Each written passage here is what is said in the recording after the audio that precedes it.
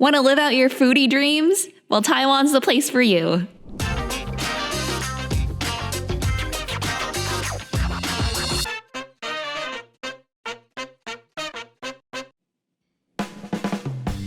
Inside Taipei Main Station, there is a restaurant called Bashi Hamacho.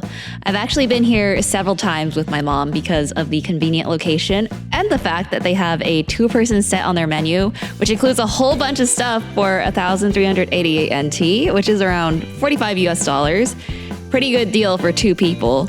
Here's a picture of the food from the first time I went in 2022. And a year later, it's still on the menu and it's still just as good. First, it came with a salmon salad and a plate of sashimi and scallops. I actually started eating some before I remembered to film, so I swear they give you a little more on the plate than it looks like. It also came with 2 hand rolls and some fried oysters. Now, even though this sashimi was already pretty great, I felt like I wanted even more. So for my entree, I chose to get this sashimi bento box. Each person gets to choose their own entree in this set, so I just doubled down on the sashimi. This time it was served on rice with some pickled veggies and tamago, and it was really, really good. Here's a picture of what my mom got, the mackerel set, and the jelly dessert we got at the end. Perfect place to stop by if you're on the way to catch the train. Speaking of train stations, this restaurant is right across the street from Liaozhanli Station, which I pass by all the time but had no idea it was a sushi restaurant due to the extremely ambiguous name. Aside from the Chinese chun, which just means spring, it literally just says the restaurant in English, so how was I supposed to know? It's very small inside, so reservations are required. I went for dinner with my relatives and we ordered a whole bunch of food, which is great because with more people, you get to try way more items on the menu, like this treasure box of sashimi and this nigiri sushi, which was very, very fresh. And because it's so small, the chef prepares it like right next to you. It is a little bit more expensive, but you know what, compared to America, the fish in Taiwan is so cheap, so we went all out. This Thai restaurant is actually located inside a mall. It's on the 4th floor of Mega City Mall in Xinyi District, and I actually came here to celebrate my cousin's birthday. Xiangmi, or Home's Thai Cuisine, is a restaurant that has been recognized by the Thai Select Award for 17 years straight. And apparently it's the first restaurant in Taiwan to have been awarded this honor, so my expectations were super high coming here. This restaurant also has set menus for groups, and we got the one for 8 people, which included drinks, I think around 10 or so dishes, and dessert. I can't show too many pictures of the full spread of food to avoid doxing my family, but trust me, it was a lot of food, and it was so good. There is fried squid with salted duck egg, some Thai curry, and my favorite, this pineapple fried rice, because they actually serve it in the pineapple, which is so fun. I love it. They're also pretty well known for this dish, which is a crispy shrimp pancake served with like some kind of sweet sauce. It was sweet and savory and really delicious. And dessert was coconut milk sago in like a cake form. For a restaurant located in the middle of a mall, this place blew me away. Next, we're gonna head to the famous Yongkangjie, where there are so many food stalls and restaurants to eat at. This restaurant is kind of located on one of the side streets. It's called Yohua Yakiniku, and it's a revolving yakiniku restaurant. We've all seen those conveyor belt sushi restaurants like Kura Sushi, where the sushi goes around the tables and you kind of just grab whatever you want. Well, this is the same concept, but with meat. And the meat just revolves around you in this refrigerated case, and you get your own personal little grill to sit in front of and cook whatever you want. So you get to try so many different kinds and different cuts of meat and get to taste it freshly grilled since you get to control how long it cooks. And the thing that made it taste even better was that for every table, they gave you this little plate to put all your meat. And the plate had pink Himalayan truffle salt. It just went so well with all the meat and gave it kind of that umami kick, like I know what I'm talking about. And then dipping it with the soy sauce on top of that was just the best thing ever. They charge you by plate, with some plates being more expensive than others, depending on the design on the plate. And it wasn't all just meat either. They had veggies, seafood, even some desserts like s'mores because you could grill it yourself. and rice and soup that you could help yourself to. My mom and I just sat there for ages picking out what we wanted to try, and this is the huge stack of plates that we had afterward. I thought this was a lot, but the people next to us, they probably ate like twice as much as we did, and I was already so full just from sharing with my mom. But yeah, this place was really great. No beef, no life, as the sign says. I definitely recommend trying it out.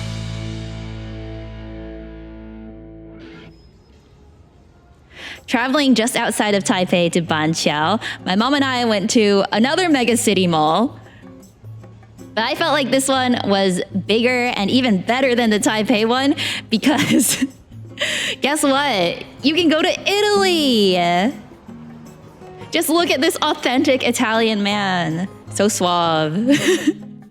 Anyway, I know what you're thinking. Why come all this way to Taiwan just to eat Italian food? Well, let me tell you, Italian restaurants in Taiwan are actually some of the best that I've been to. This is a staple in Taiwanese Italian restaurants, is the corn potage soup that's really creamy and delicious. I also ordered this salad that inexplicably had cornflakes on it that actually tasted pretty good. And my mom and I shared this sizzling plate with steak and corn and potatoes. Really, really yummy. And then because I need carbs, unlike my mother, I got this chicken pasta gratin that was the perfect comfort food, especially because the day we came here, it started raining buckets outside right when we started eating lunch. I just was really craving something warm and cheesy, and this really hit the spot. This was my attempt to show a cheese pull. Hopefully it looks good. Finally, to wash it all down, I got this sparkling water berry drink, which I thought was just gonna be flavored syrup, but ended up being entire fresh berries. Like, what the heck? Amazing. Next, I wanna highlight some dessert places. These aren't restaurants, but they're just too good not to talk about. This one I visited in Danshui, is around like an hour and a half away from Taipei by train. I'm kind of sad I didn't get enough footage to make an entire vlog out of it by itself, but this place is a must visit. Naniwa Maru shaved ice serves Japanese-style shaved ice, and the entire vibe of this place, from the menu to the decor, is just so freaking cute. Don't worry, Mr. Shop owner, I didn't show your face. Here's a rainbow bear shaved ice that I ordered. It's so cute and it was so good to eat it right next to the ocean, even though it was mid-October, so it was rainy and cold. Back in Taipei, there is this retro-style shaved ice shop called Showa Ice, tucked away in one of the side streets that I never would have found if I didn't see this place on Google Maps. It's so aesthetic inside with all these cute retro toys, and the shaved ice is huge. They also have different drinks you can order, so I got this grass jelly drink. Very herbal and refreshing. And then the shaved ice! This kind of shaved ice is actually made with milk, so it has kind of a creamy texture and almost has a bit of a chew when you bite into it, kind of like ice cream. And they basically gave like an entire can of red beans on the top, and almonds, and also gold flakes. This was like the bougiest shaved ice I've ever tried in my life. It was so good.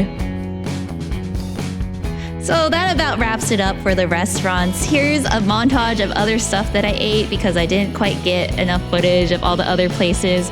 If I could, I would do like a 5-minute video on each restaurant, just like rambling about how good everything is in Taiwan. I still have so much footage from my trip that I wasn't even able to include in this series, but I definitely wanted to end it with one of my favorite parts of Taiwan, which is the food. Next time if I go again, I'm definitely gonna be a little more organized and a little less shy about taking footage in these places because it's really fun to share it with you guys. Thank you all so much for supporting me through this series. I know it's something new on my channel, but it was really fun to experiment, and hopefully we'll do it again sometime. Otsuyana, bye!